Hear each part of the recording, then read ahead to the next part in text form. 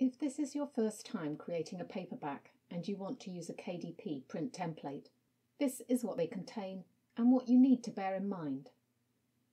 I downloaded this immediately before creating this video, so it is the latest version of the 6x9 paperback.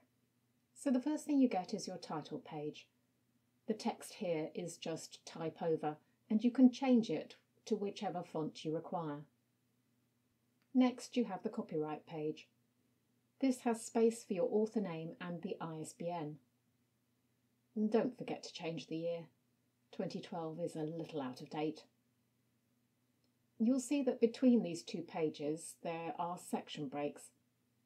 There are a lot of these in the front matter. Be careful not to delete them by mistake. Next, you have a dummy dedication page and a blank page, which will be on the reverse. This is centered text, as that is a general norm for dedications, but there are plenty that aren't centered, and you can change this if you wish. Next, there is a contents page. This is not an auto-generated contents. I would strongly suggest that you delete this table and create a proper auto-generated table of contents that you can update as required, as long as you remember to untick anything that will give you a linked TOC. It should be fine.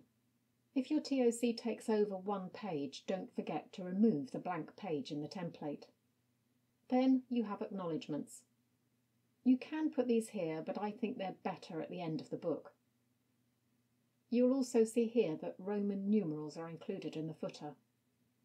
If you don't want these here, don't forget to remove them. Next, we get to the chapters. Here is where styles are used to format the text. You can see here, though, that the titles are simply spaced down the page, with returns after them too. I would suggest that you update the title style to add spacing before and after instead, because it's very easy to delete a return without realising, and then your title won't be in the right place. There are also styles for the first paragraph and body text. If you're wondering, the CSP was from when this was managed by CreateSpace rather than KDP. There are a number of dummy chapters in this template. There is a version without any dummy text, but I prefer this one because you can more easily see what you're doing. Each chapter is divided by a section break and makes the assumption that you don't want blank pages in between. In other words, continuous numbering and headers and footers. Talking of headers, for some reason this template is showing book title on both left and right.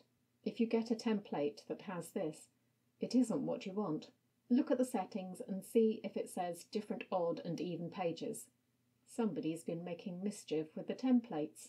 Clicking the box makes everything okay again. Phew.